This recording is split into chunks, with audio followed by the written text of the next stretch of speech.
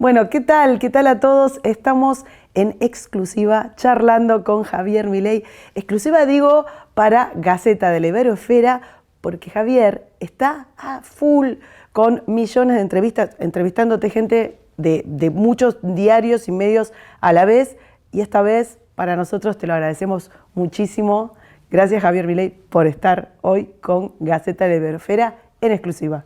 Para mí es un honor poder estar compartiendo este espacio contigo, Karina. Sos una amiga y una gran luchadora por las ideas de la libertad, así es que para mí es un honor. Gracias, Javi. Bueno, a ver, vos sos un economista, sos un académico, sos escritor, sos un polemista conocido mundialmente, pero ahora de pronto estalló el furor Milei porque diste lo que decimos en Argentina, un batacazo, ¿no? Una cosa impresionante. Te presentaste como candidato a diputado, un outsider completo, no tenías estructura política, no habías hecho política, te presentaste y sacaste un porcentaje de votos enorme, que nadie pronosticaba. ¿Vos te lo esperabas? No, porque aparte si vos haces un repaso del recorrido, dado que nosotros no teníamos estructura, porque si bien, digamos, ha habido otros outsiders, se han sumado a estructuras existentes. Nosotros decidimos armar una nueva estructura de cero. Entonces nos decían que, bueno, por ejemplo, que éramos muy simpáticos los liberales para ir a la televisión, pero que después no juntábamos nada de votos. De hecho, nos decían que ni siquiera nos íbamos a poder hacer frente al piso de las PASO, o sea, el 1,5%. Después, lo otro que nos dijeron es que íbamos a perder contra los votos en blanco. Después nos dijeron que no íbamos a poder pasar a la izquierda. Después dijeron que no había ninguna chance de que pudiéramos conseguir los votos para alcanzar una diputación nacional. Después nos dijeron que era prácticamente un milagro, o un cisne negro, la posibilidad de que llegáramos a arañar las dos cifras, y terminamos teniendo 14% de los votos. Que para lo que es la elección general, cuando después se hace toda la limpieza, el número es un poquito más grande también. Así es que estamos verdaderamente sorprendidos.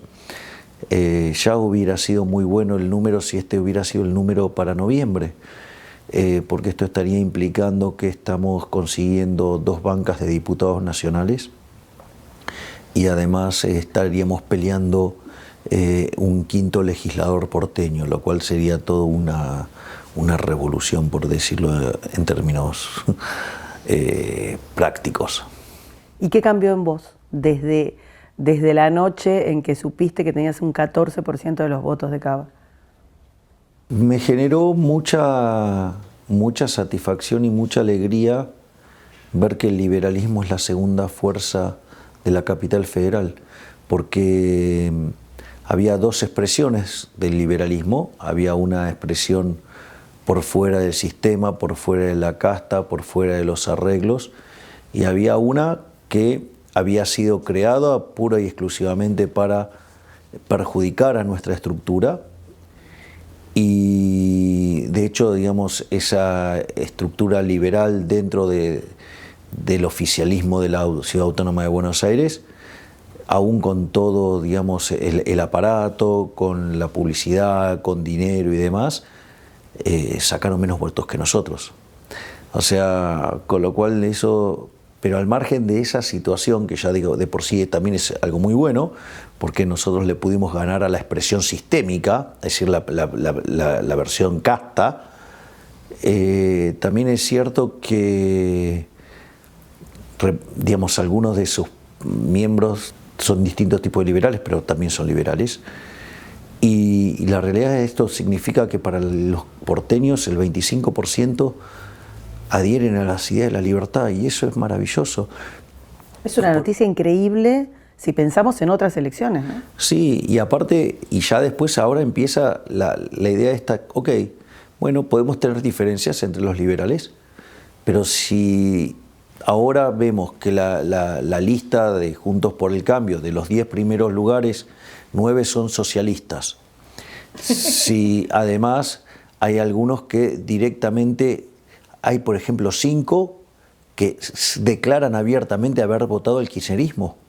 Entonces, me parece que para los liberales lo mejor sería, digamos, ir por una opción verdaderamente liberal, porque aparte el único liberal que está en esa lista estaría ingresando aún con los votos propios de Vidal, y entonces se puede dar la situación de aglutinar en La Libertad Avanza, a ir por el segundo lugar, dejar tercero al kirchnerismo, con lo cual sería el inicio del fin del kirchnerismo, porque estaría perdiendo contra una estructura nueva.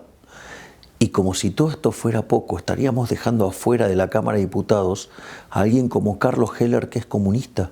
Es decir, verdaderamente tenemos todos los incentivos, los liberales de bien, de ir con la lista de La Libertad Avanza, porque sería el inicio del fin del kirchnerismo.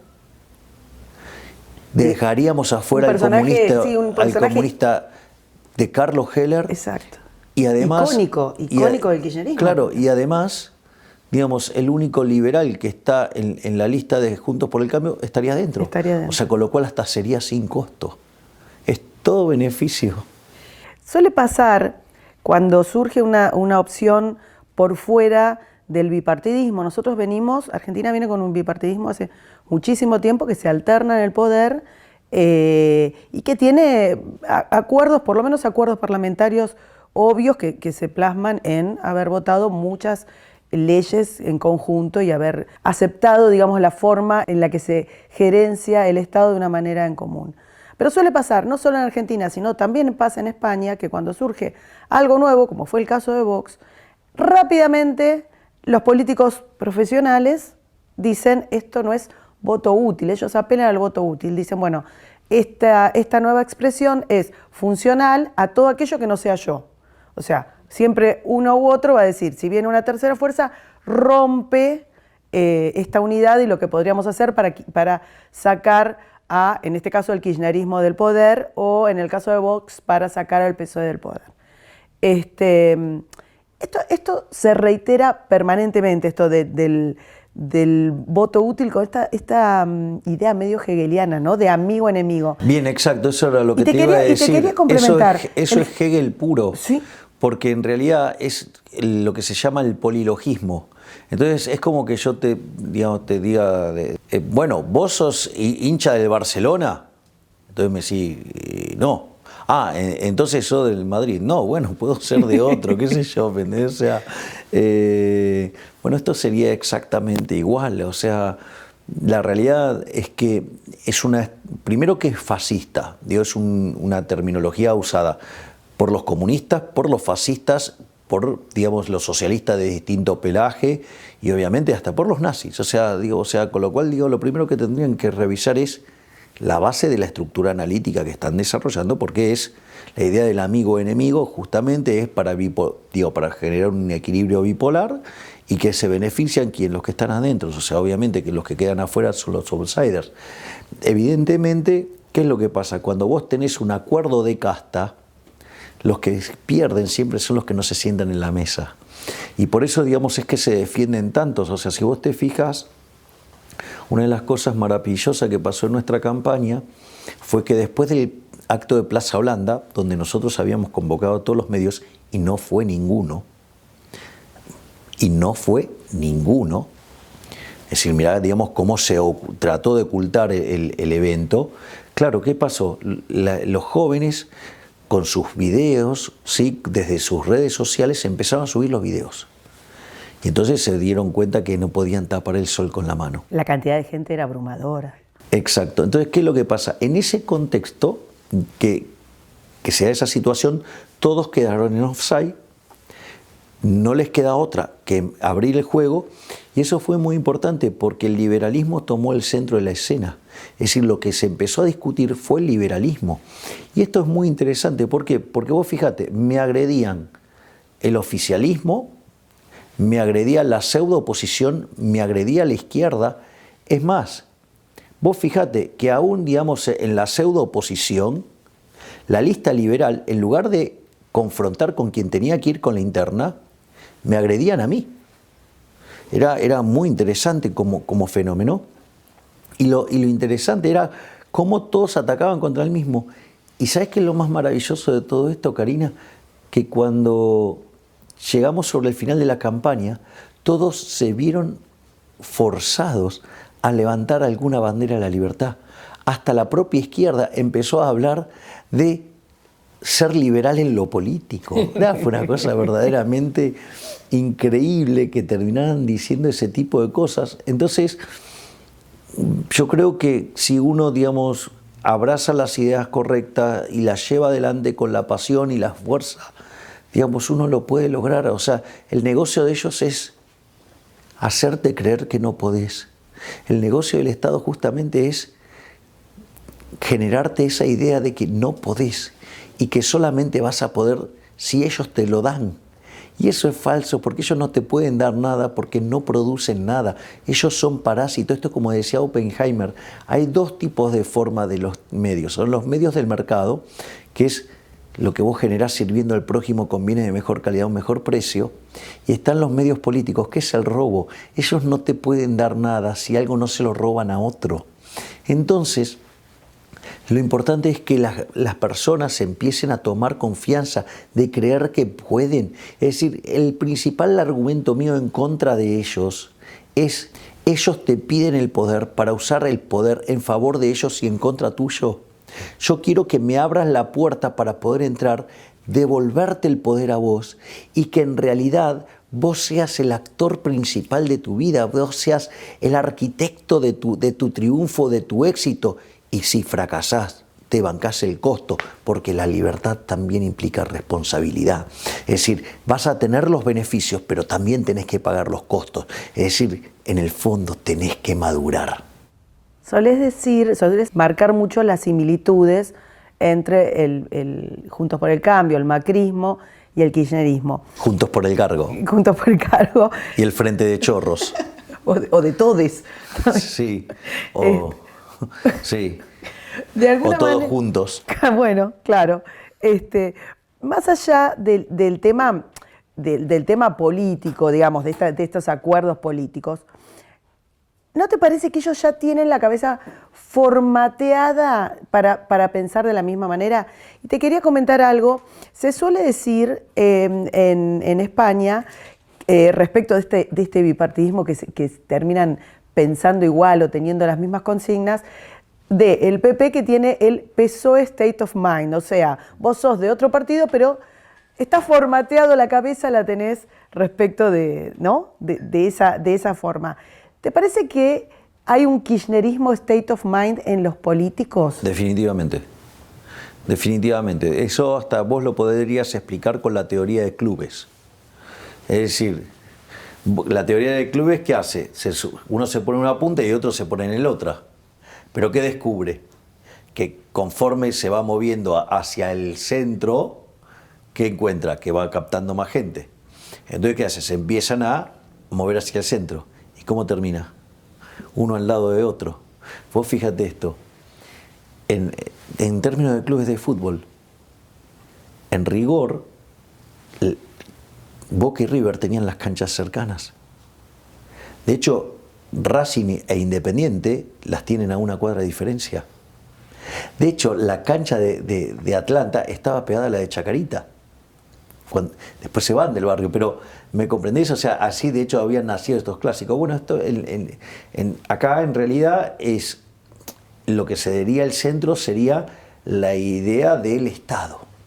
¿Sí? Esto, digamos, o sea, que la educación pública lo impulsa desde el lavado de cerebros, donde lo que hace es formar esclavos en la religión del Estado. Entonces, básicamente, estas dos expresiones, o sea, Juntos por el Cambio y el Frente de Todos, justamente todos adhieren a esa idea colectivista del Estado. Para ellos es un negocio fenomenal, la grieta es un negocio fenomenal, hacerle creer a la gente que se pelean es un negocio fenomenal, pero vos fíjate, digamos, a veces dicen, no, bueno, lo que pasa es que si vos votás al kirchnerismo o si no votás a Vidal estás a 7 votos de Venezuela. En realidad, si votás a Vidal estás a 6 votos de Venezuela. Yo te puedo asegurar que vos tomás un discurso de Chávez, le borrás el nombre y se lo das a Vidal, Vidal te lo lee convencida.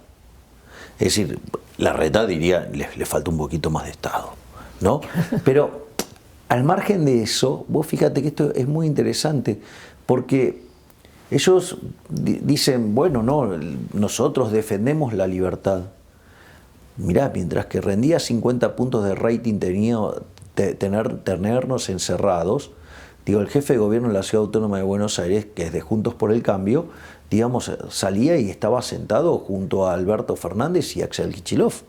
De hecho, digamos, amenazaba a la gente, decía que nos iban a perseguir casa por casa, llamó a que los vecinos se autodenuncien o denuncien a sus vecinos, convocó a los porteros para que justamente también...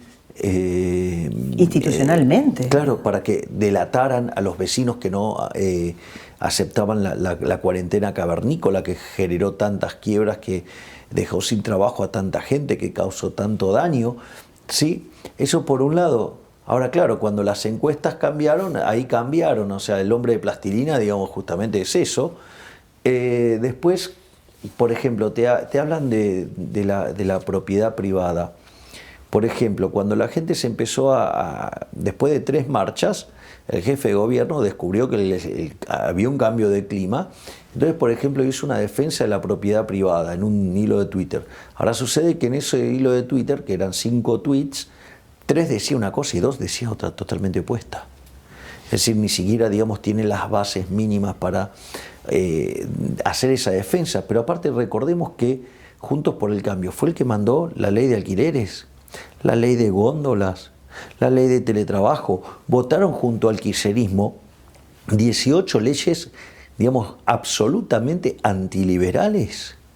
Entonces, y la realidad también es cierto que cuando llega el momento de subir los impuestos, también están de acuerdo. Sí, de hecho, a ver, están pidiendo bajar una ley, la ley de alquileres, porque tuvo, digamos, mucho rechazo en la población, además rompió el mercado inmobiliario, pero es una ley que ellos hace 15 minutos votaron. Exacto. ¿Cuál es el precio que paga alguien que trabaja mal como diputado? Ninguno, porque el sistema es cerrado. No hay competencia. Vos fíjate que en el año 2001, 2002 hubo un que se vayan todos. Y sin embargo están los mismos y ahora están con los familiares, con sus amantes, con las familias de sus amantes, con el cirujano plástico, digamos, hasta el peluquero y qué sé yo. O sea, la verdad, digamos... el que entrena al perro. Claro. ¿Podés mapear tu electorado? ¿Podés? Porque se te demonizó mucho y entonces era, bueno, los liberales son... Digo, me demonizan utilizando dinero del Estado, ¿no? Sí, partamos de la base, por supuesto. No, digo, o sea, el jefe de gobierno de la Ciudad Autónoma de Buenos Aires utiliza lo que nos cobra de impuestos para pagar a medios de comunicación para agredir a las expresiones que no deciden entrar en su nefasto juego. Pero te quería consultar, esta demonización hizo que se supusiera que tu electorado era primero púberes o que no votaban o que eran solamente varones, como si esto fuera un pecado, digamos, o que eran solamente los jóvenes, o que era una expresión de gente de mucho dinero, digamos, ese tipo de cosas. Cuando se va a ver la gente que te votó, tenés una incidencia muy fuerte en barrios populares, en jóvenes y también en gente grande, en la gente trabajadora, en los comerciantes. E incluso hay mucha gente que quería votarte y que era de otro distrito, digamos, pero gente que quería votarte, que te vienen a ver a las plazas y que no son del distrito, o sea que es más ver el fenómeno Milei. ¿Vos podés rastrear quién pensás vos que es tu electorado? ¿Es un electorado liberal? ¿Es un electorado que se cansó de la casta? Bueno, como parte de la respuesta de la casta es decir, no existe, es voto bronca. Ahora, es interesante esto porque nosotros que venimos desde hace años en esta batalla cultural, si no es que nosotros llegamos acá de un día para el otro. Es decir, esto es el resultado de una batalla cultural donde el hecho de que uno de mis competidores, el primer candidato a diputado nacional por el Frente de Todos, que es asesor en medios del presidente Alberto Fernández, iba por los medios pidiendo mi censura. Entonces a mí me dije, pará, me parece que acá la cosa se está poniendo complicada. Es decir, el totalitarismo de los K, digamos, estaba... Y, digamos, y a la pseudo oposición le venía bastante cómodo, en especial al área de las palomas. Digamos que también trabajan en esa misma línea de perseguir a los opositores. Kirchnerismo state of mind. Exactamente, eso es lo que estoy describiendo. Entonces, vos le pusiste el título, yo le estoy poniendo carne, claro. El contenido, exactamente. Entonces, lo que nosotros, cómo fuimos visualizando esto, está claro que nosotros teníamos un muy fuerte impacto en los jóvenes. Eso es perfectamente entendible. ¿Por qué? Porque en general, digamos, los jóvenes suelen ser rebeldes contra el status quo. Hoy el status quo es de izquierda, recita izquierda, es socialismo. Es decir, será más cool, de buenos modales, lo que vos quieras, pero es de izquierda. Es decir, agarrá, digamos, o sea, el manifiesto comunista y todos adhieren a las cosas que dice el manifiesto comunista. Es decir, entonces, en ese contexto lo que vos tenés es que naturalmente la rebelión es liberal. Ese es el primer punto. El segundo punto es que los jóvenes llevan menos tiempo expuestos a la máquina de lavar cerebros que la educación pública, independientemente sea de gestión privada o de gestión estatal. Por lo tanto, o sea, son más fértiles frente a escuchar nuevas ideas. Ahora, la realidad es que si solamente hubieran sido los jóvenes, que no hubiéramos llegado a ese número ni de casualidad. Y eso nosotros lo empezamos a ver con las distintas caminatas. Pensá que ningún político en Argentina, digamos, o sea, los políticos profesionales pueden pisar la calle sin un ejército. Y nosotros vamos y caminamos barrio por barrio. Y eso está volcado en los distintos videos de las distintas caminatas, que son verdaderamente muy hermosos. Y lo que nosotros empezamos a ver en las distintas caminatas es que se estaba ampliando la base. Nosotros veíamos, se está ampliando la base, o sea, nosotros estábamos viendo que algo pasaba. Y otra cosa que a mí tampoco me sorprendió en lo más mínimo, era que la mayor adhesión la íbamos a tener en los barrios más postergados, porque además yo percibía la agresividad hacia nosotros en los barrios de mayores ingresos, por decirlo de alguna manera, que son los que están más cooptados por el discurso de Juntos por el Cambio, donde ahí, digamos, han hecho un trabajo muy fuerte, o sea... de miedo, campaña de miedo. La campaña del miedo, sí, aparte, digamos, hay cosas que la gente tiene que saber, que por ejemplo tienen expertos en campaña negativa, en ensuciar a todo aquel que, digamos, le puede disputar una posición de poder, que después, por ejemplo, tienen herramientas de microtargeting. Entonces vos, por ejemplo, si hay algún elemento con el cual me pueden demonizar, a vos te va a llegar el videíto por WhatsApp. El macrismo durante su gestión, digamos, eso lo usaba de manera muy intensiva, ¿no? Es decir, te llegaban los audios de WhatsApp y todas esas cosas. O sea que hay toda una metodología para demonizar. Una big data para investigar y perseguir, digamos, a los que están, digamos, fuera del sistema. Y eso lo hacen además con recursos tomados de los impuestos. O sea que utilizan lo que te cobran de impuestos para perseguirte. Es una cosa verdaderamente perversa. Muy perversa. O para demonizarte, o para estigmatizarte, o para crearte cosas falsas. De hecho, digamos, o sea, estos días, o sea, fue noticia de que denuncié que estaban armando una situación en la cual me querían plantar droga en mi auto. Entonces después te acusan, digamos, que es funcional a la estrategia que quieren mostrar como un loquito drogadicto. O sea, es un loquito porque es un drogadicto y entonces no lo votes porque es malo. ¿Sí? Pero bueno, o sea, la verdad es que me pareció que yo no les podía dar esa ventaja, porque después, o sea, tenés que salir a explicar lo que no sos. Así que preferí directamente tomar la iniciativa y dejar en claro, digamos, el tipo de persecuciones a la que estoy siendo sometido, digamos, por todo el, digamos, el arco político. O sea, no solo por, digamos, la pseudo oposición, sino también por el oficialismo. El oficialismo, con un montón de falacias y demás, me enrostra un trabajo que hice hace 27 años, ¿sí? O 28 años. ¿Cómo consiguió la información? Digo, porque lo hace, digo, esa información la consiguió gente que no labura. O sea, quiere decir que está utilizando los recursos públicos para perseguir a ciudadanos. Es grave, ¿eh? Es muy grave.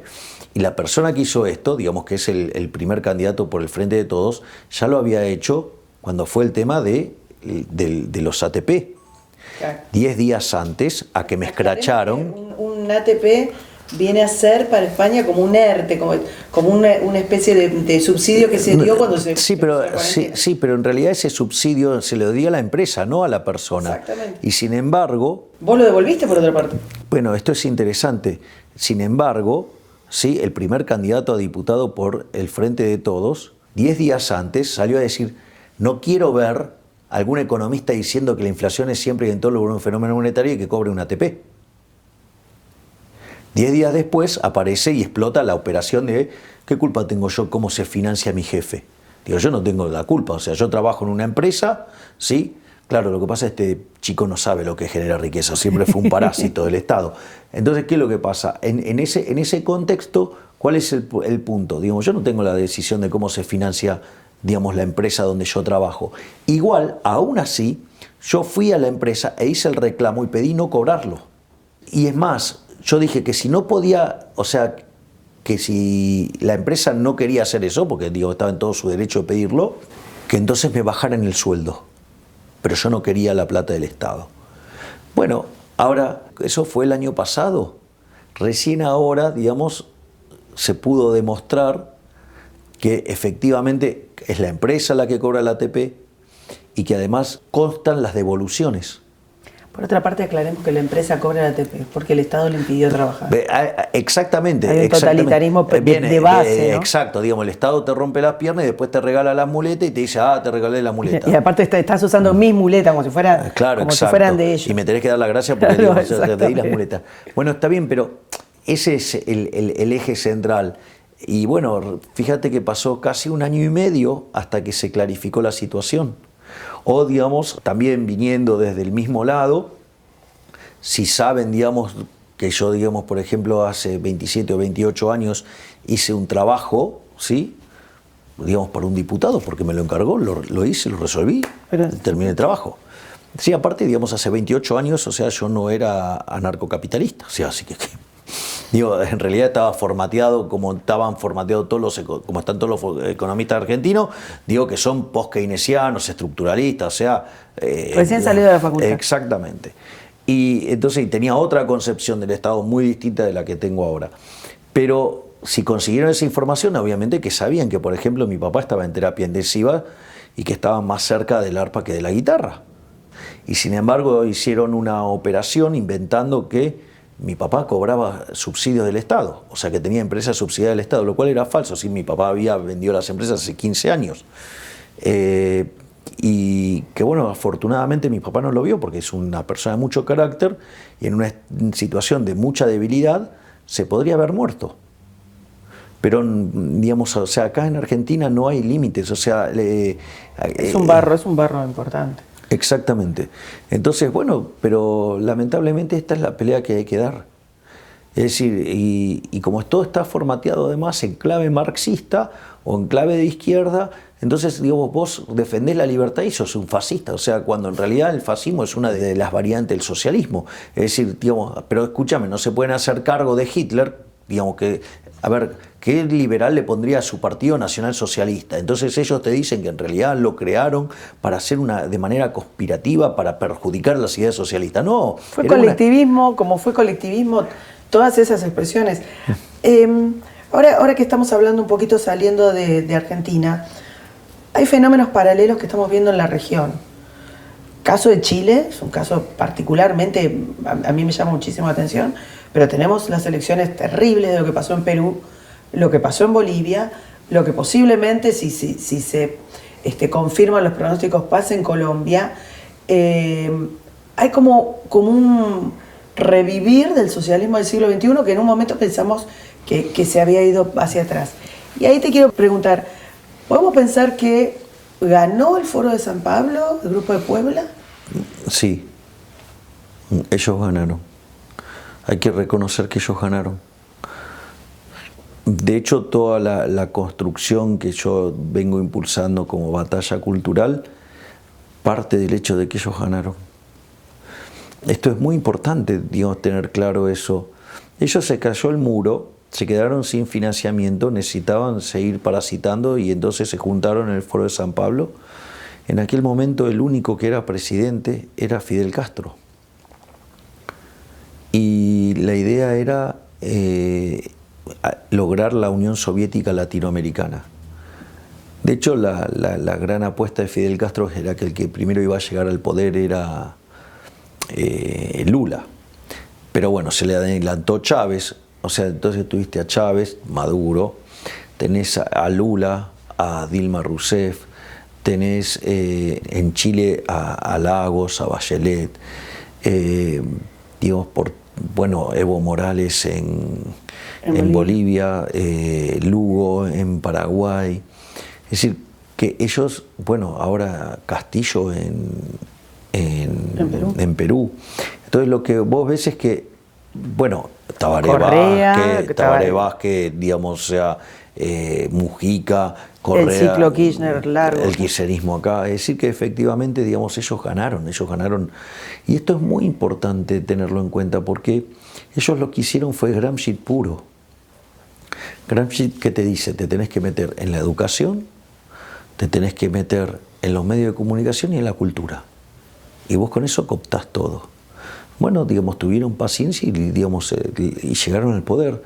Y además, esto es muy interesante porque ellos están muy organizados. Cuando vos vas a un debate en cualquier parte, los argumentos son idénticamente iguales, son siempre los mismos. Son siempre los mismos, están súper conectados. Yo tomé conciencia de esto cuando yo viajé a México a exponer un libro que se llama Desenmascarando la mentira keynesiana, y me sorprendió porque cuando en un momento alguien de izquierda me hace unas preguntas, era bien mexicano, o sea, no es que tenía, y los argumentos que levantaba eran de acá.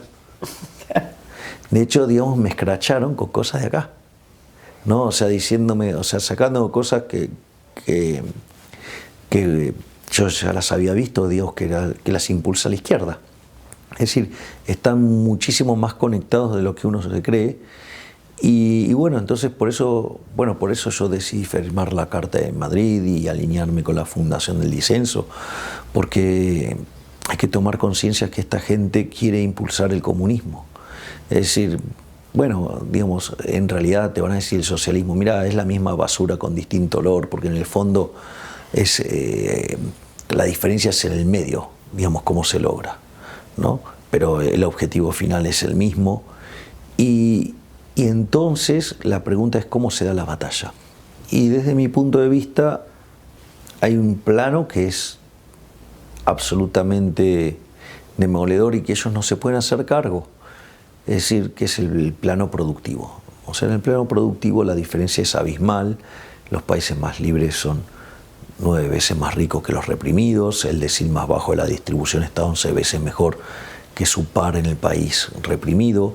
Además, no solo eso, sino que tiene el doble de ingreso, ¿sí? Ese decil más bajo, que el promedio del país reprimido, con lo cual está mejor que el 80% de la población del país reprimido. Hay 25 veces menos de pobres en el formato estándar, 50 veces menos en el formato extremo. O sea, la superioridad en el plano cuantitativo es abrumadora. Sí. Y ellos hábilmente salieron de esa discusión, trasladaron la lucha de clases a otra cosa, que es el marxismo cultural, y que es, digamos, toda la cuestión de la ideología de género. O sea, siempre, digamos, el argumento siempre es el mismo. O sea, entonces, hombres contra mujeres, afroamericanos contra blancos, o sea, siempre, digamos... De alguna manera en la región tenés que todos los movimientos de orden identitario van contra, o sea, a la larga van contra el capitalismo. Exacto. Entonces, indigenismo, feminismo, veganismo, ecologismo, le pongas el ismo que quieras, su recomendación final... Siempre es en contra del capitalismo. Bueno, pero y eso, digamos, hay que identificarlo. Ahora, esa parte de la batalla cultural, entonces en el fondo esa discusión se da en el plano moral. Y el eje central ahí entonces es discutir lo moral. Y la realidad es que los liberales, después de la abrumadora victoria que termina con la caída del muro, que en realidad es falso que se cayó en 1989. El muro en realidad, digamos, se cayó el día que lo construyeron, en 1961. Digamos, porque quizás la gente no sabe, pero la gente podría pasar de una Alemania a la otra. Sí, desde que se particionó Alemania, hubieron muchos años, nunca nadie cruzó para el otro lado, la gente salía... Exactamente, y por eso pusieron el muro. El gran fracaso. Exactamente, o sea que, digamos, ya se sabía que habían fracasado con la propia construcción del muro. Ahora, el punto es que ellos se arrogan una victoria en el plano moral. Y como la superioridad en el tema cuantitativo es tan grande, digamos, los liberales nunca dieron esa pelea. Entonces, en realidad la ganaron, no porque tuvieran mejores argumentos, sino porque nosotros nunca peleamos. Y entonces ahí a mí me pareció muy importante dar la batalla desde la cuestión moral. Y en realidad cuando vos empezás a hacer toda la discusión, en el anteúltimo lugar, o sea, ya casi cuando vos llegas al final, de que empezás a hacer la batalla argumental, llegas a un problema de teoría del valor. Y para eso, claro, tenés que ser economista para entender la naturaleza del problema. Entonces, aquellos que estamos del lado de la libertad, obviamente adherimos a la teoría subjetiva del valor. Y ellos adhieren a la teoría objetiva del valor. Ahora la pregunta es, llámese el caso de la teoría del valor trabajo, digamos, como caso más rudimentario. Ahora es interesante porque cuando vos llevas esta discusión al límite, entonces vos preguntas, pero pará, a ver, primero todo, digamos, había toda una fuerte crítica sobre la teoría del valor trabajo y eso fue superado en la teoría económica por la irrupción de Mengers, Gibbons y Walras. Entonces, ¿por qué? Digamos, o sea, es más, von Baberg en su libro La conclusión del sistema marxiano, deja en claro que no funciona. Y no solo eso, sino que además la evidencia empírica también mostró que no funciona. Entonces, la pregunta es por qué entonces siguen abrazados una teoría del valor que es incorrecta. Y en realidad la cuestión fundamental por la cual abrazan la teoría del valor trabajo es porque es la base para poder explicar la teoría de la explotación de Rothbardus, perfeccionada después por Marx en la idea de la plusvalía. Entonces lo que vos tenés, que todo el eje central no les importa la evidencia empírica, no les importa la construcción teórica, formal y la lógica, sino que lo único que les importa es la teoría de la explotación. Y entonces, y en el fondo, ¿de dónde surge la teoría de la explotación? Y en valores morales que son espantosos, que son la envidia, el odio, el resentimiento, el trato desigual frente a la ley, el robo, y si es necesario también el asesinato, porque no tuvieron ningún problema en asesinar 150 millones de seres humanos para aplicar ese sistema estúpido. Vos comentaste muchas veces, cuando te preguntan qué es lo que vas a hacer en el Congreso, qué es lo que venís a proponer, vos dijiste, bueno, por la negativa, ¿querés decirlo vos? Sí, en realidad más que eso, digamos, hago una primera definición y es que yo vengo a proponer una discusión desde el plano moral, que me parece mucho más fuerte como definición. Entonces, digo, la pregunta es, bueno, ¿qué quieres decir con eso? Dale. Bueno, ¿qué quiero decir con eso? Bueno, hay una línea que es lo que no voy a hacer.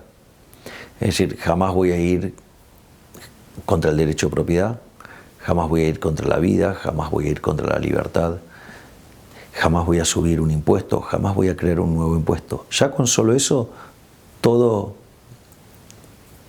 el kirchnerismo de buenos o malos modales, el socialismo cool o el socialismo de malos modales, está del otro lado. ¿Sí? Y después está lo que sí voy a hacer. Entonces, ¿cómo voy a...? Por ejemplo, yo soy partidario de eliminar el Banco Central. Claro, cuando yo digo esto me tratan como si fuera un loco. Entonces mis argumentaciones parten de lo moral. Es decir, yo puedo discutir el Banco Central desde el punto de vista empírico, técnico, teórico, sí, pero el principal argumento es moral. Porque yo te hago una pregunta, Karina. ¿Vos estás a favor del robo? No, claro. Ahora te hago otra pregunta. ¿Vos estás a favor de la corrupción de los políticos? No, pues. ¿Y a vos te parece bien que los políticos nos roben 5 puntos del PBI? Es lo que hacen con el impuesto inflacionario. Entonces, la primera discusión para terminar con el Banco Central es moral, porque es un robo, y robar está mal. Por eso cuando me vienen a decir, no, pero van a ser 2 diputados, 3 diputados, no sé, lo que vos quieras, cuando nos ningunea con eso, no me importa. No me importa el libro de Macabeos que dice que la victoria no viene determinada por el tamaño de los ejércitos, sino de las fuerzas que bajan del cielo. Entonces la pregunta es, cuando yo te haga el argumento en términos morales, digamos, ese candidato que propone, digamos, un banco central independiente, parece que se olvidó que acá hubo una convertibilidad, que el Banco Central era muchísimo más independiente, que era una regla monetaria muchísimo más dura. No solo eso, sino que además tenía el consenso de la sociedad, y como si todo eso fuera poco, además todos los contratos de la sociedad estaban argumentados y estructurados en esa regla. Sin embargo, cuando, digamos, el Estado se quedó sin financiamiento y los políticos ladrones, es decir, querían seguir gastando y no tenían cómo financiarlo, decidieron recurrir al impuesto inflacionario y hicieron volar la convertibilidad por los aires y terminaron metiendo preso, digamos, al que generó la convertibilidad, porque esa es la realidad. Entonces, el punto es como que yo te diga, a ver, ¿estás a favor de respetar la vida del otro? Claro. Vos estás a favor. Digo, ahora yo te digo, ¿y respecto a asesinar al otro? No, pues. Estás en contra. Ah, bueno, entonces, por la teoría del valor medio, sí, hay un escenario donde te respeto la vida y hay otro donde te quito la vida. Bueno, hay un lugar en el medio óptimo que es la tortura. Pero, no, la tortura también está mal.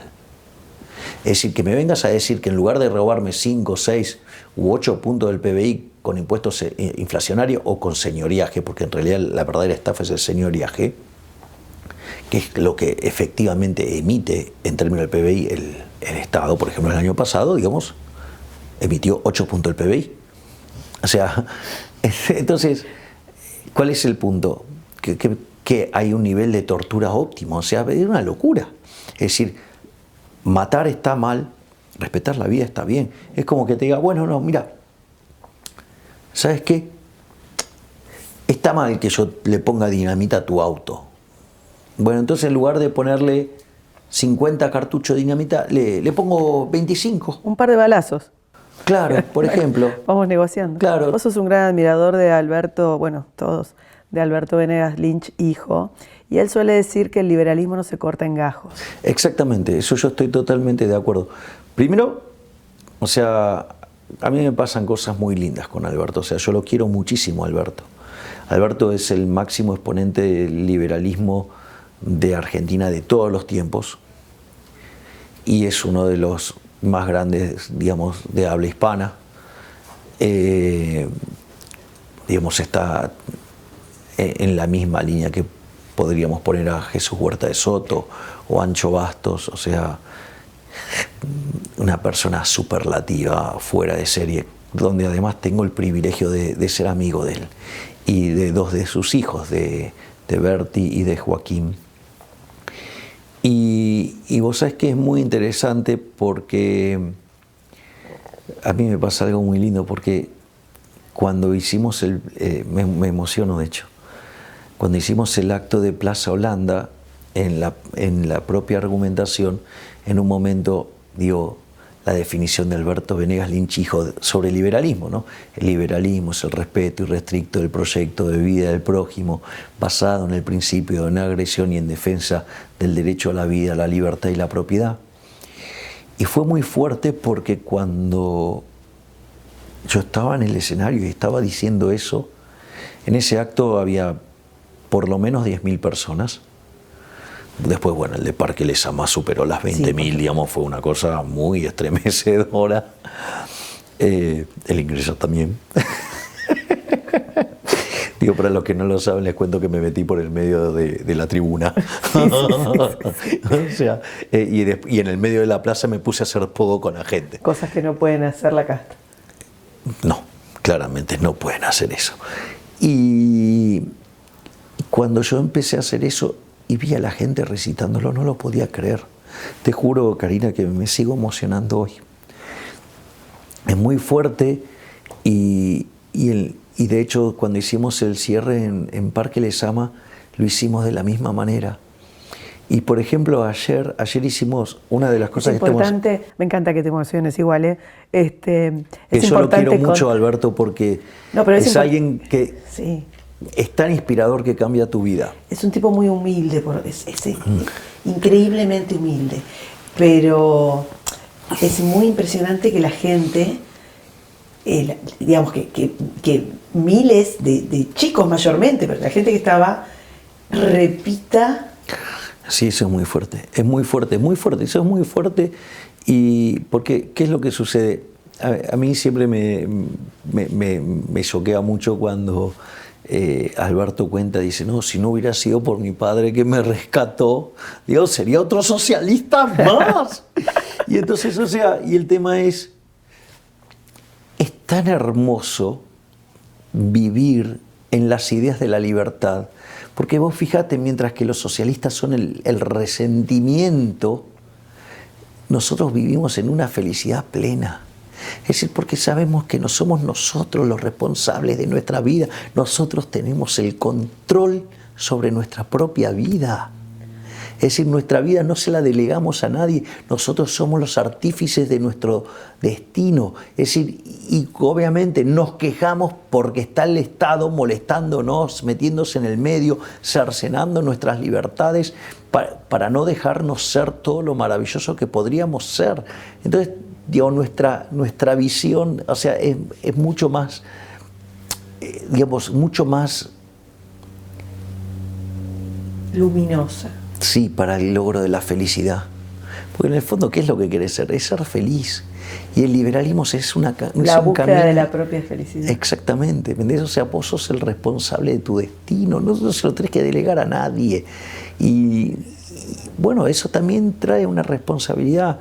Y aparte digo, bueno, hay otras cuestiones muy interesantes en otro plano que son un poquito fuertes, como para decirlo, digamos, o sea, la gente de España no debe estar acostumbrada a alguna de las típicas reflexiones que hago yo sobre los socialistas. Claro, bueno, estás moderadísimo. Sí, bueno, pero hay algunas son muy fuertes. Por eso, decime una cosa.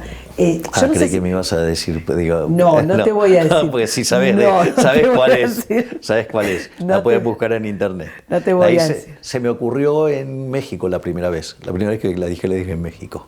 Bueno, decí. Que los socialistas son el club de los penes cortos. ¿Sabes? Claro, porque ¿quién va a reclamar por el pene promedio? El que la tiene chiquita. Es decir, el que la tiene grande no anda pidiendo amputación por la vida. Bueno, vamos a salir de acá. Vamos a salir. Bueno, quizás al público le guste más. O sea, sí, hay un Milei humano. ¿Milei humano? ¿Te interpreté yo o vos dijiste no voy a negociar en el Congreso? Y cuando dijiste no voy a negociar... No voy a negociar. Te iba a decir, es una doctrina Milei nueva de negociación cero.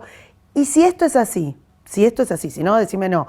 Pero si esto es así, te van a decir mucho, bueno, vas a durar, no vas a durar nada, vas a durar... No me importa. Ahí está, eso quería preguntar. No me importa. El riesgo de la doctrina de negociación cero. Vos fíjate, yo te hice el planteo del Banco Central.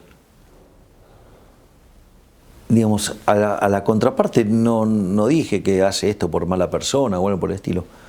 Digo, yo creo que, si vos te fijás, yo hice un perfeccionamiento de mi definición de casta.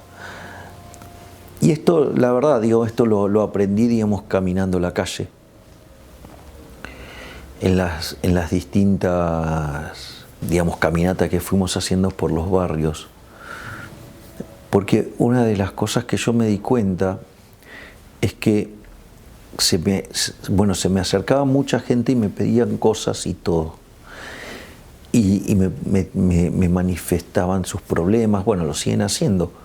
Entonces, ¿sabes lo que descubrí? Que si vos no tenés una buena base conceptual para enfrentar ese diálogo, puedes hacer cualquier cosa. Porque el poder del Estado es tan grande. Así como podrías estar haciendo cosas para transformar en positivo en el sentido de, ejemplo, desarmarlo.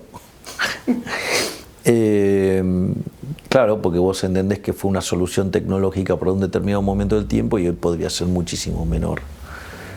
Y que en dinámica, digamos, también podría desaparecer. Ahora, el punto es que si vos no tenés una buena base, podés hacer cualquier cosa. Y esto, ¿por qué es importante? Porque hay gente que quizás hace estas aberraciones no por malos, sino por ignorantes. Entonces, no sé cuánto de eso vos podrías decirle, vos sos casta. En realidad, no es por malas intenciones, por ignorantes.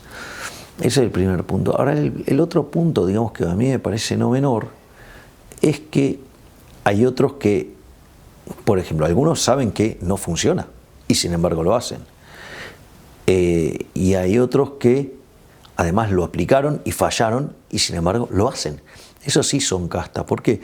Porque esos en realidad no les importa el daño que van a causar. Lo único que les importa es seguir beneficiándose de unas remuneraciones que ellos no podrían validar a mercado. Eso sí es la casta, eso sí lo son los parásitos, eso sí lo son los inútiles, esos sí son nuestros enemigos. Y en ese sentido yo tengo mucha confianza porque no necesariamente todos son casta. Algunos son poco informados o gente con buenas intenciones pero con la formación incorrecta. En ese sentido, entendiendo a lo Popper, sí que el conocimiento es provisorio también, ¿no? O sea, que también tenemos cosas para aprender en el medio. Ahora, ¿qué es lo interesante? Lo interesante es que vos, cuando yo te hago el planteo del Banco Central, vos no tenés dudas sobre si robar está bien o está mal. No, claro. Entonces, ¿cómo voy a negociar? Si yo, digamos, voy a llevar la discusión al límite moral. ¿Cómo voy a negociar? ¿Está mal? Eso no. O sea, a ver, la pregunta es, ¿está bien robar? No, entonces ¿cómo voy a negociar si está mal robar? Por eso es como... Digo, ¿está bien matar? No, ¿cómo voy a negociar matar entonces? O sea, no puedo negociar. ¿Y qué es lo interesante? Que cuando saquen proyectos que son fuertemente inmorales, los voy a denunciar públicamente. ¿Ves? Entonces saldré del Congreso, haré una conferencia de prensa y voy a denunciar a cada uno de los inmorales que votaron esos proyectos inmorales. Durante la crisis del COVID hubo un avance del Estado, yo creo que como nunca, porque ya el Estado venía avanzando, ¿no? en sus modelos, Estado presente, Estado de bienestar, socialdemocracia, una injerencia que ya venía de base, y durante la crisis del COVID, el Estado en el mundo, gobiernos más liberales, más socialistas, avanzó de una manera muy, muy violenta durante mucho tiempo. Yo creo que impensado. Si nos decían, pero en un sueño, en una pesadilla enorme, ni nos imaginábamos lo que íbamos a vivir. Y de alguna manera, los contrapesos de las democracias liberales, o lo que nosotros pensábamos que eran los contrapesos de las democracias liberales, o no funcionaron, o están oxidados, o no existieron. Y ahora, pasada la primera alarma que podía generar, viste, la locura, digamos, de los primeros meses del 2020, tenemos un montón de nuevas manifestaciones que avanzan aún más, porque están trabajando sobre... La izquierda no descansa nunca. Nunca. Nunca. A ver, Karina, digamos, más allá, digamos, después de que uno pueda discutir el tema de lo que pasó en el año pasado, todo, la izquierda no descansa nunca. Trabaja 24/7, siempre. Y en todos Hay que reconocerle. Los lugares del mundo. Es decir, es verdaderamente admirable. Lo que a mí me sorprende es la displicencia con la que hemos visto los defensores de la libertad. Es decir, digo que es Popper, la paradoja de la intolerancia. O sea, vos no puedes ser tolerante con el intolerante. Digo, ¿me entendés? O sea, ahora vos fíjate, viene alguien, te pone una pistola en la cabeza, si yo voy y le rompo el brazo, viene, digamos, o sea, los buenistas, los campeones de los buenos modales, y se quejan a contarte la infancia de que yo le rompí el brazo al tipo que te iba a matar. Claro. Entonces vos decís, pero pará, me pasó a mí, digamos, o sea, yo estaba denunciando las maniobras del jefe de gobierno de la Ciudad Autónoma de Buenos Aires de usar recursos públicos para perseguir a opositores, y en realidad hicieron foco sobre mis formas y no sobre lo aberrante de lo que estaba discutiendo. O sea, una cosa de loco.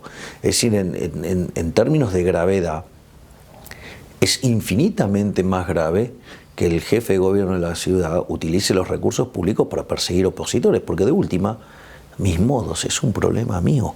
¿O acaso también tenemos una policía de los modos? No, vos tenés que hablar de esta manera, pero estamos todos locos. De última no me escuchás, se acabó, y aparte lo hice en una red social. O sea, yo en mi Instagram no puedo hablar como a mí se me da la gana. Es una locura, es una locura verdaderamente. Y en ese sentido, perdóname, te vuelvo, porque es parte de las propuestas, tanto del gobierno del gobierno nacional como del gobierno de la ciudad, una vacunación, por ejemplo, a niños que no corren riesgos, una vacunación que no está ni remotamente aprobada, ni siquiera se sabe, los niños con barbijos en las escuelas durante horas, cuando no tienen, digamos, que cuando es todo, no tienen beneficio para ellos, al contrario, es un perjuicio para su salud mental y física. La idea de la vacunación obligatoria, de los pasaportes COVID. O sea, es muy socialista lo de el barbijo, ¿no? Para mí sí. ¿Qué te parece a vos? Porque en el fondo te igualan las caras, te quita identidad, te uniforma, que es lo que ellos quieren. Y no deja de ser una mordaza. Exactamente. Entonces, pero de vuelta, a ver, cuando van al tema de la vacunación, la realidad es que si en todos los lugares del mundo están los laboratorios pidiendo cláusulas de indemnidad, es porque todavía no hay suficiente evidencia empírica. Porque si no, no estarían pidiendo eso. Si yo me acuerdo que estaba por ingresar en un programa de claro perfil político, digamos, o sea, digamos que juega abiertamente por un espacio político. Bueno, que después obviamente hicieron todo esto del cuestionamiento de mis formas, y cuando hice el planteo de te viene a pegar un tiro, o sea, ay no, pero eso es extremo. Argentina es un caso extremo, produce alimento para 400 millones de seres humanos, le cobran impuestos por 70%, o sea, se lleva el Estado el alimento de 280 millones de seres humanos, y en Argentina hay 5 millones de argentinos que no tienen para comer. O sea, sí, más extremo que eso. Eso no es extremo, ¿de qué estamos hablando? Pero digamos, al margen de eso, digamos, es interesante porque estábamos afuera y entonces estaba hablando con un psiquiatra y entonces me dice, ¿te diste la vacuna?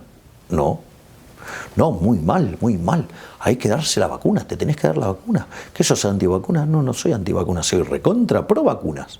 Es decir, digamos, por mí date todas las vacunas que quieras, pero acá hay un problema. Me dice, no, pero la vacuna es muy buena. ¿De dónde sacó que es muy buena? Porque principio de revelación, si todos los laboratorios te piden cláusula de indemnidad, ¿por qué es? Porque todavía no tienen la suficiente evidencia empírica. Es decir, porque es experimental. Entonces, ahí lo que vos tenés que hacer es un análisis costo-beneficio. Ejemplo, mis padres, grupo de riesgo, fuerte grupo de riesgo. Entonces, la verdad que los efectos colaterales que podrían causar, a la luz de la edad que tienen y los riesgos que tienen, son nada respecto a que, ¿me entendés?, los agarre el virus y se lo lleve puesto. ¿Me comprendés? Sí. Entonces, en una relación costo-beneficio, pero vos, individuo, decidís si te la das o no la vacuna. Vos corres el riesgo. ¿Me comprendés? Ahí está la cuestión. Es decir, no te pueden estar obligando a ponerte algo que... Digo, no te pueden obligar a nada, y menos algo que no tiene la evidencia empírica de su lado. O sea, quizás sean maravillosas, pero no lo sabemos hoy. No tenemos suficiente información. Entonces, aquellos que no son grupo de riesgo, ¿por qué, digamos, o sea, deberían estar, niños. O el que fuera, digamos, o sea, Sí. Karina, yo, digamos, no, afortunadamente, no me engripo desde los 18 años. Es decir, yo tuve engripado, resfriado, todo desde que nací hasta los 18 años, literalmente. No hubo un solo día que no me cayera moco de la nariz. Digo, era un fastidio, literalmente. Porque, es más, cuando yo era chico, no había pañuelos descartables. Tenías que andar con los pañuelos de tela. ¿Sabes lo que era, digamos, andar con 3, 4 pañuelos de tela? O sea, era una cosa... Y encima yo con el tipo de piel que tengo, digamos, o sea, se me lastimaba la nariz, tenía unos desastres de novela, o sea, y bueno, y un día digo, ok, pasaron un montón de cosas y sin embargo, pero de vuelta, esto fue un gran experimento, y además era el sueño húmedo de todos los socialistas. El modelo de cuarentena que se impulsó desde la Organización Mundial de la Salud era el sueño húmedo de los socialistas, porque vos lees Vigilar y Castigar de Foucault, del 75, en el capítulo 3, la disciplina, y hay toda una parte que cuenta el caso de una comunidad en Francia, y vos tenés ahí todos los lineamientos del biocontrol. Y de hecho Foucault después lo perfecciona en el 77, poniendo, digamos, el control de la psiquis. ¿Y qué era lo que hacían los medios de comunicación? Los medios de comunicación lo que hacían era espantarte. Una de las cosas que tenemos aquellos, digamos, que estamos acostumbrados a leer liberales y que, digamos, hemos leído a Friedman, una de las cosas que tenía Friedman era, primero, los datos. Y una de las cosas que a mí me sorprendía, cómo, digamos... porque esto es muy importante. ¿Cuál es el gran desafío del ser humano? El gran desafío, el desafío imposible por el momento. La muerte. Digamos, hay toda una construcción de cómo el ser humano enfrenta la muerte. Y la realidad es que, mirá, esto es muy interesante, esto me lo contaba un muy amigo mío que lo quiero muchísimo y que he aprendido mucho. Lo puedo mencionar como un premio a mi amigo Nicolás José Pose, que tanto me ha hecho crecer. Entonces hay con el tema que la muerte en realidad es una ficción, y entonces había algo así como un monje o algo por el estilo, entonces explicaba que en realidad la muerte era una ficción, ¿no? Y entonces muere el hijo. Entonces estaba llorando, entonces va uno de sus discípulos y dice: maestro, pero usted dijo que esta es una ficción. Sí, es una ficción, pero es la más dolorosa de todas. Es decir, por más que vos tuvieras certeza de qué pasa después o lo que fuera, no deja de ser un elemento extremadamente doloroso. Es decir, y eso es... Entonces, cuando vos veías la cantidad de muertos en el mundo, eso a vos te choqueaba, quieras o no te choqueaba. Es decir, la gente no sabe... Ahora, lo que la gente no sabía es que en el mundo mueren por año 60 millones de seres humanos. Y nadie se mosquea. Es decir, el COVID, para llegar a las muertes de un día, tardó 100 días. ¿Me comprendés? ¿Y pensás que la alarma fue lo que utilizaron en los gobiernos de una manera totalitaria? No, mira, la parte esa es más compleja, porque cuando vos tratás con un médico, tiene varios defectos. O sea, los médicos, o sea, están todos más o menos cortados por la misma tijera. Uno de los problemas que tienen es un problema de no saben diferenciar un problema de equilibrio parcial de un equilibrio general. Digo, ¿qué quise decir con esta frase? Para Dios. Pues, digo, Ahora viene toda la sociedad médica. Claro, ahora quiero ver la explicación. Entonces, o sea, vos vas al médico, te dice, no, mira, Karina, vos tenés que hacer reposo y no tenés que hacer nada durante 30 días. Vos decís, maestro, todo bien, pero si yo en 30 días no trabajo, no gano dinero y me muero de hambre, o sea, usted me está proponiendo algo que es una estupidez porque me voy a morir de hambre. Entonces dice, no, pero primero la salud, váyase. Digo, pero me va a matar de otra. O sea, no me voy a morir de esto, pero me voy a morir de otra cosa. De hecho, Nicolás, que su padre, digamos, era médico, decía, el objetivo del médico es que morite de cualquier cosa, menos de por lo que me viniste a ver. O sea, era un chiste, digo, o sea, sobreexagerando esa cosa. Entonces, ahora suponete que vos tenés una red de contención como para justamente poder vivir, ya sea porque tenés tus ahorros, o porque te ayudan tus amigos, o porque te ayudan, digamos, o sea, tus parientes, o quien sea, pero te dan una contención. Ahora, ¿cuál es el problema? Que vos en equilibrio parcial lo podés llegar a resolver. Es un despiole, pero lo podés resolver. Ahora, ¿qué pasa si lo haces todos juntos a la vez? No podés. De hecho, las cuarentenas eran absolutamente cavernícolas. O sea, el hombre que vivía en las cavernas, ¿sabes qué? Afuera había unos bichos que eran recontra peligrosos. Pero si se quedaba dentro de la caverna, no comía y se moría. Así que, digo, no le quedaba otra que salir y tomar el riesgo. Después, entonces, digo, esa falta de criterio. Después tienen lo que se llama un problema de orden de magnitudes. La realidad, lo primero que deberías haber hecho es esta gente amenazó con que esto era por lo menos tan grave como la peste española. Ahora, la peste española, mató 2% del planeta, pero en 4 años, sí, y se dio una situación muy especial. Es decir, pero ellos te dijeron que por lo menos entonces iban a morir solamente de coronavirus 160 millones de seres humanos. O sea que el año pasado, según la Organización Mundial de la Salud, deberían haber muerto por lo menos 220 millones de seres humanos. Es más, yo me acuerdo ver un canal de noticias que decía que en realidad esto iba a ser el triple de la peste española.